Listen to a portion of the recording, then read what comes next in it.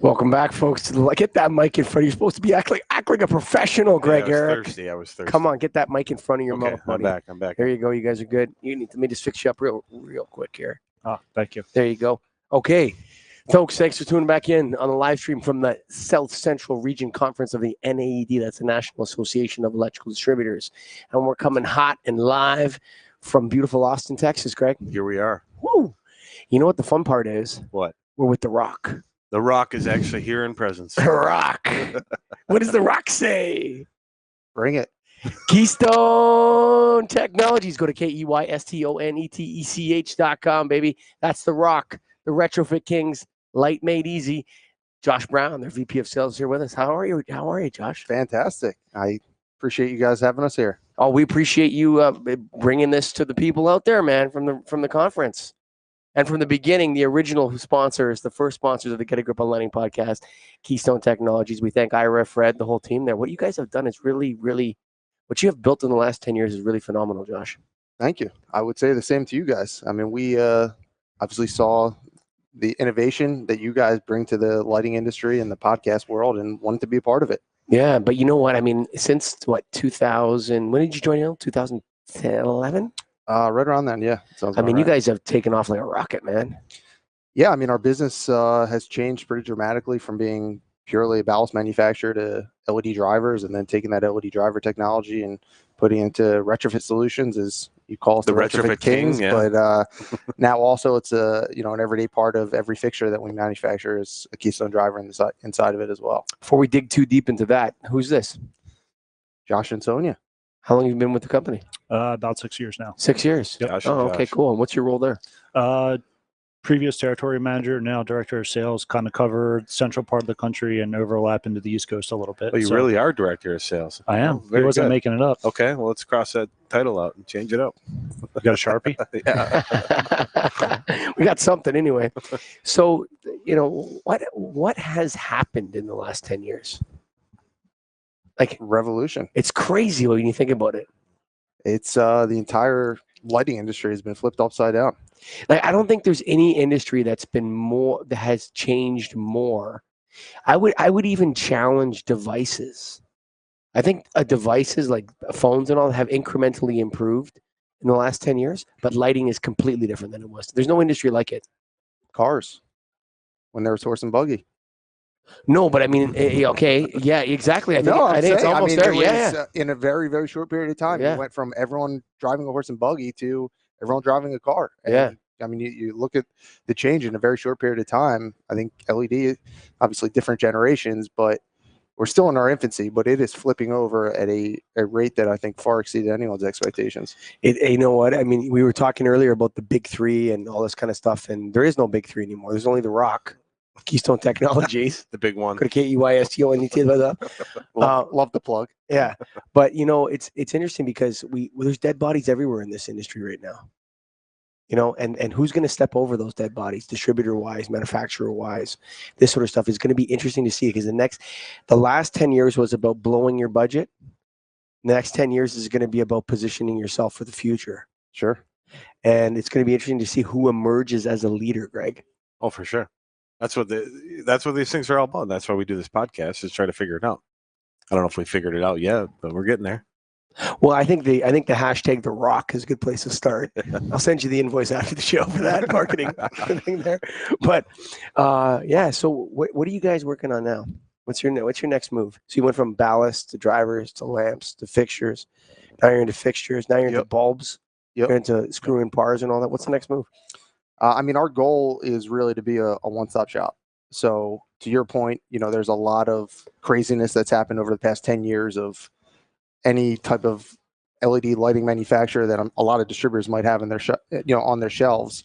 Our plan is to be a one-stop shop, continue to add innovation and new products to the offering, but along the innovation, new categories. The Bluetooth side of the world, the controls. You think that's a thing? Yeah, I don't think it's going to be for every application, but I think there definitely are plays in that space. So you got to have that avenue. I don't know, man. So in my career, I've been in this game 20 years, lighting game. And I grew up with light bulbs in my house. My dad used to sell light bulbs from our house when I was a kid. So I've been around lighting for a long time. And I've seen two distinct boom bust cycles with controls. First was when they combined passive infrared and microphonic or passive infrared with ultrasonic, dual technology. That was supposed to dual tech, buddy. You got ultrasonic and it's screaming at you and it's looking at you. Yeah. Right? That was supposed to revolutionize everything. And then you know what? 5% of projects had controls. Sure. And then there was a plug-in Insilium crowd. We're going to rewire buildings with Cat5 cable and it's going to do it. And that crashed out and burned. And now we have the IoT thing. And, you know, I don't know, man. I mean, I sell lighting every day and customers aren't asking for Bluetooth mesh networks in their lighting. You know, and when, you know, what was that Christmas present podcast we did the other day? Christmas present. The Christmas present one where you gave them a Christmas present. I did? Yeah. And then they could control their lights. Oh, yes. That was a Christmas present. True. Okay. Yeah. Where's our present?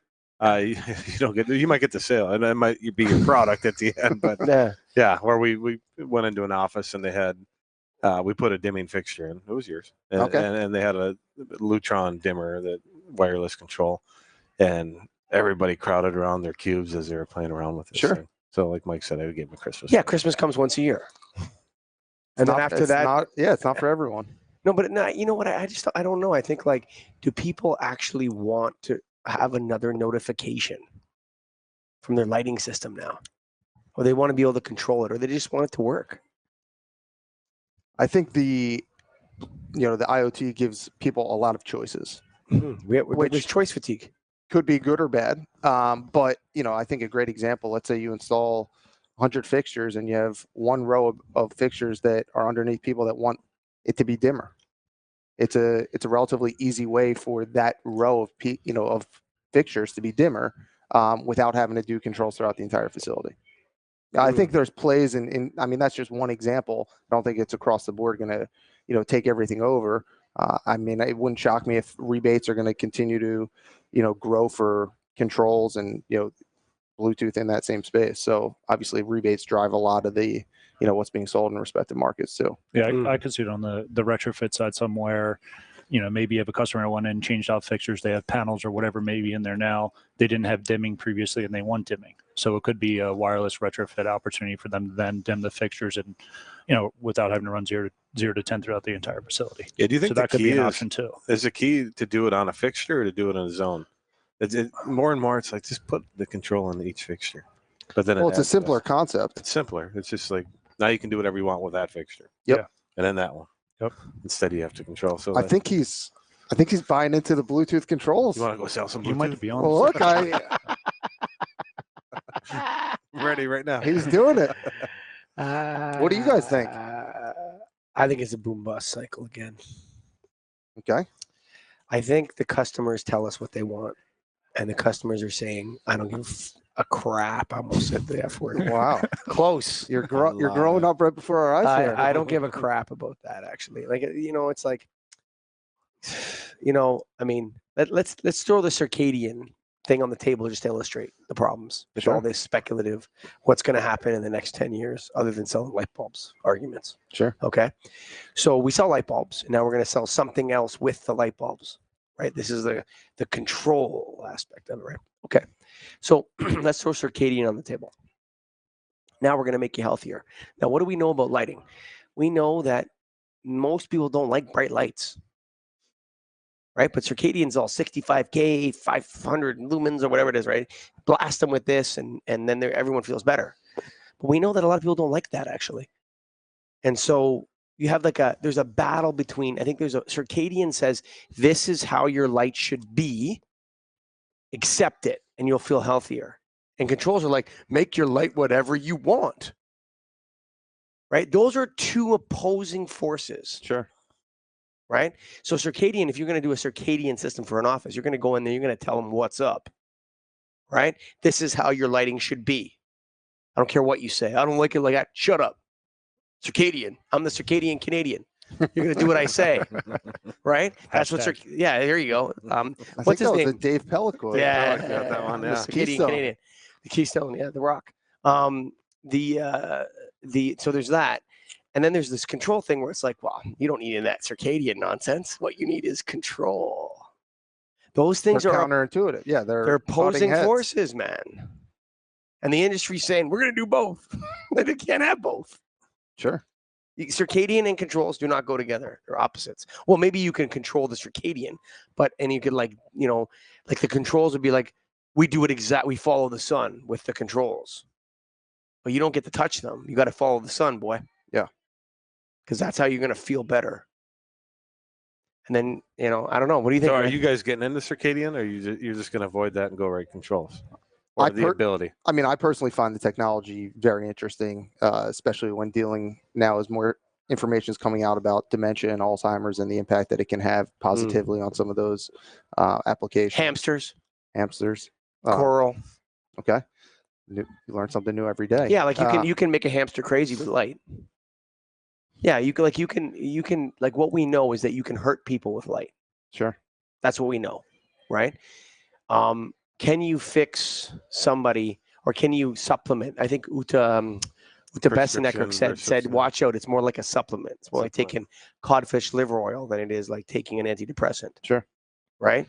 So, can you actually help people? It's like people that have Alzheimer's, that's different. Sure. That's a different thing. Right. And we don't even, we're helping them sleep longer or whatever it is with the light. How that translates into, that's a very niche sort of problem that unfortunately those people have, right? But does that translate forward from anywhere to anything else? I don't know. I think the research says we don't know. Yeah, I think that's where it's at. Yeah, there's a lot of unknown. And that's the exciting part is I think the research is still in its infancy as well. Maybe not its infancy, but there's a lot of room to grow and improve upon. So speaking of growth, Keystone has grown a lot. What are you guys doing? Why does everybody want to be like Keystone? We've heard that. Yeah, Scott Costa came up to us and says, well, how can we be more like Keystone? I said, look, man, you got to, first of all, you got to sponsor the Get a Grip on Lighting podcast. Get your checkbook out. No, but, then we said to us this morning, and I said, well, he said other manufacturers were asking. Yeah. So what do you say? I mean, I would say it's not rocket science. Yeah. We wear it on our sleeve. Yeah. Light made easy. We just really strive to be the easiest company in the industry to do business with. And we make sure that we hire people and that breathe and, have that same mentality, and it carries throughout the entire culture at Keystone. When you mix that with, a push to be innovative and come out with new products, it seems to work. Pretty simple formula. It's funny. A lot of those concepts are pretty simple, but not everyone has grown like Keystone has grown, and you're growing in a commodity space. Like what you're selling is what everybody else is selling. I hate to say it like that. That's okay. Everybody's got what you maybe not Sign Hero. I mean, maybe that's a unique one, but you're beating people in a commodity space. That's tough to do, man. That's not as simple as light made easy. There's a strategy behind that. And you're admired for it, and you deserve to be admired for it. I would say so for sure. Yeah. You guys are continuing to grow. You're still hiring. You're in a new role from a territory sales manager to the director of sales. Yep. So how many territories are you in charge of? It'll be about 20 states total. Nice. Just under 20 states. So all right. Keep me busy. Josh is going to retire. Josh Brown. I don't know about that. I just do what they tell me to do. Is that what it is now? Mm-hmm. And so I think that's a good live stream for us. I know you guys have other people you got to see. You got to go for lunch. Yeah, I was just going to say, anything else you would add? Certainly appreciate you all having us on board, and I think overall we just want to make things simple. We want to have our partners, and we want to support the heck out of those guys. So simple as that. I mean, the idea of it's interesting because I think in about 2014, 15, there was a lot of temptation to cut out the distributor. Okay. Sure.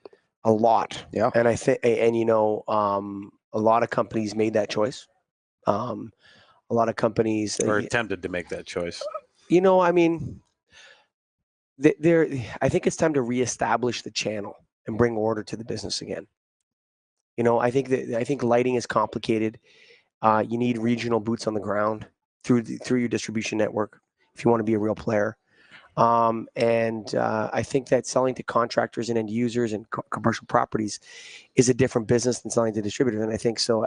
I think that, you're here at the distribution show, you're in part of NAED. I think, really buying into distribution. It's funny. Another NAED member, Mark Braniff really buys into this from Veolia. Yeah. He's like, there's no point in going around the distributors because you just end up becoming Byzantine. No question. Yeah, I would also add to that point, the trade associations that we're a part of are a big part of, our growth as well. So certainly NAED was one of the first, and it's been very impactful on our overall business being a member there. Similar trade shows like NAED that we're here today, but showing that support towards the channel, I couldn't agree more, is very critical to continue, not only growth today, but I mean, we're looking long-term growth, and that's how you have to look at it, in our opinion. Yeah, there's a sense that I think the channel's coming back, and I was talking to Spencer Miles, obviously, Spencer, president of NAED. I was talking to him last night, and we were discussing how we actually think the future is very exciting for lighting distributors right now. So if you think about it, Greg, before the LED boom, what lighting distributors did was they took complicated things about lighting and they made them simple for the end user customer. Right. Like F32 T8/41K/8/XPS/ Yeah. That's the same as this. Here, take a box of these. Sure. Right. And then LED came in and said, all you have to do is change the socket out, man. That's it. Just smash that LED bulb in there. That's it. You don't need to know much. And now it's coming back. We're actually repairing, fixing, and continuing to maintain these lighting systems is becoming very complicated again. Right? And hence the reemergence of the knowledgeable distributor is back. Right? What driver goes in that fixture? Can you cross this ULT driver to Keystone or vice versa? Do they fit? All those little things that distributors need to know to help people.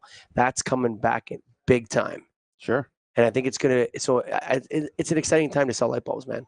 And I'm sure you're also seeing all those people that wouldn't buy from the distributor, you guys, and maybe they bought direct at a low cost, not as high quality as what you guys probably sell, are now coming to you and saying, I should have listened to you. That's out, that failed well before the warranty period did. Even distributors that did that. I've talked to many of them that in our marketplace that we're buying direct from China, and they're like, I don't have time to deal with that anymore. I'm not going to deal with a guy in his house in China and wait after hours and try to deal with it and then figure out issues. It's not worth the effort and the little savings you get. Yeah, so that support of the channel goes both ways. Yeah, for sure. Yeah. It goes both ways. It's like, so the distributors have to, like, I don't want to use this kind of terminology, but there was a bit of pimping and whoring going on in the last 10 years. Let's keep this PG. Keep it PG. But is it like there's a sense of that? You know what I'm saying? It's like, I don't know. It's time for a lot of the manufacturing is coming back to the United States. Like you see in H.E. Williams over there talking about made in the USA. People are making LED tubes in America now, and with this, this sort of stuff, there's definitely looks like the old.